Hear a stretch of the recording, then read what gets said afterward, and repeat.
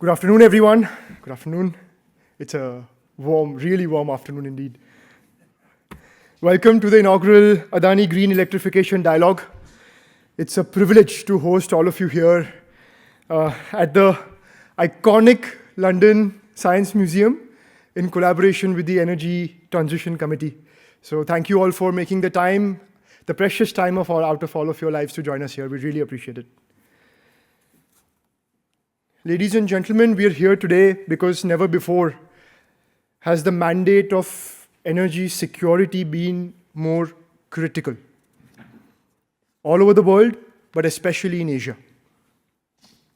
The events of the past 3 months have left every nation thinking. Today, all countries, every single one of them, developed or developing, are being forced to come to terms with what it means to future-proof their economies from relentless geopolitical shocks. At the same time, for most of the developing world, where hundreds of millions of people are rising into the middle class, who are increasing their energy consumption for a better quality of life. Affordability of energy continues to remain a fundamental challenge. And of course, the geopolitical disruptions have made this necessity into a monumental battle for survival. Completely independent of the two factors above, most countries in the world have also not been able to completely remove their reliance from fossil fuels. And they've not been able to move to predominantly green sources of power. And that concern of climate change and energy sustainability have not been addressed in one global voice. So my friends, energy security, energy affordability, and energy sustainability. We believe this is the ultimate global trifecta. As we've all discussed, I'm sure, many times before, one of the small, and we were speaking about it with Lord Adair and the team today morning, one of the small answers to this challenge is the electrification of the global economy. I thank Lord Adair Turner for leading our upcoming panel on how to accelerate the global shift to electrification. And I look forward to the insights from Greg Jackson and Alice Williams.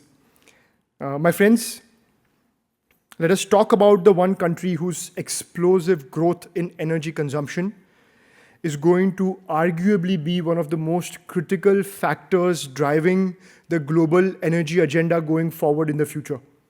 India. Nowhere in the world, nowhere else in the world is electrification going to be more critical and more challenging than in India. It's going to be helpful to understand India's electricity demand and supply in context of final consumption. In 2024, India consumed about 10,000 terawatt hours across all energy sources. That's coal, oil, gas, nuclear, renewables. China, with a similarly sized population, 1.4 billion people, consumed 32,800 terawatt hours of energy. That's more than 3 times the energy consumed, final energy consumed for the same number of people. And let's put the scale of India's challenge and opportunity, but most importantly, the growth into perspective. We're talking about adding nearly 2,000 gigawatts of new power generation projects to the Indian grid over the next 2 decades. We're talking about adding 200 gigawatts of new energy capacity to the India's grid every year per year for the next 20 years, just to get to where China is today. All this while ensuring that this incremental energy remains affordable, remains accessible, and remains increasingly clean. That, my friends, is both the scale of the opportunity, but also the challenge, the monumental challenge that India faces over the next couple of decades. And for us to address that challenge, the path forward is very, very clear, that we must electrify everything. We must build an energy backbone that is anchored in resources that are available within the country. And this is where we have no choice but to be pragmatic and to leverage every single energy source that is available to us as a country.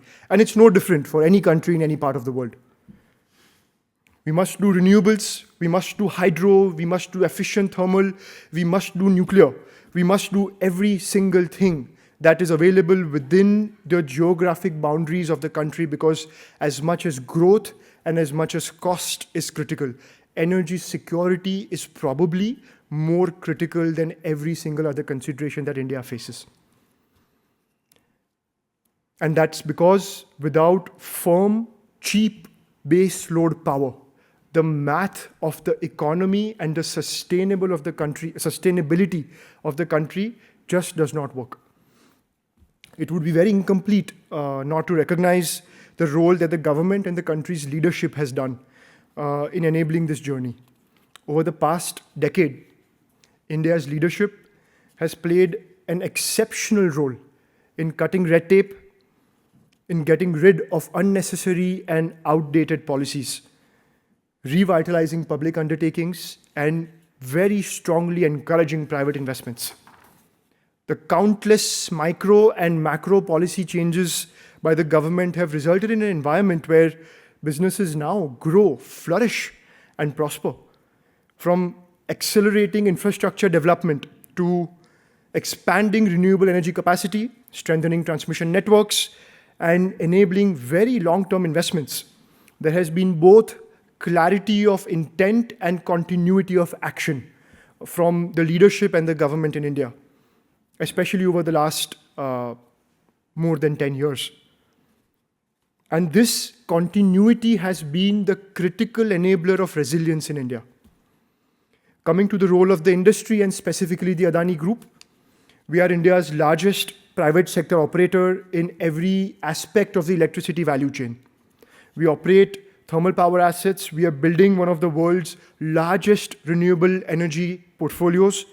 We're targeting 50 gigawatts by 2030, and a substantial recently announced nuclear portfolio of 10 gigawatts by 2035. We're investing in large-scale energy storage, including pumped hydro projects, energy storage batteries. We're expanding transmission networks to move large quantums of electricity from renewable resource-rich states in one part of the country to consumption centers in other parts of the country. And we're developing large green hydrogen ecosystems as well. We're doing it all at a scale and speed that rarely would have been seen in any other part of the world. Because we're very clear that for India, at the size and scale of the requirement, incremental change will not and cannot cut it. And to make this a reality, our chairman, Mr. Gautam Adani, has committed over $100 billion towards energy transition. That is one of the largest private sector commitments made by any company in any part of the world. This is not a set of isolated investments, but an integrated energy strategy end to end. And for us at Adani Green, this is not just a financial pledge. It is our marching order. The energy challenge and the opportunity in front of India, my friends, is a far greater pie that any business group can digest alone. It will require collective action across India and the developing world, India and the developing and developed worlds together. It will require continued policy innovation. It will require billions of dollars in financing to deliver these assets on the ground. And it will require us to deliver the trifecta that I spoke about: energy security, energy affordability, and energy sustainability. Hence, I'm very grateful to Nigel Topping for chairing the panel on how to how to fund the acceleration of electrification.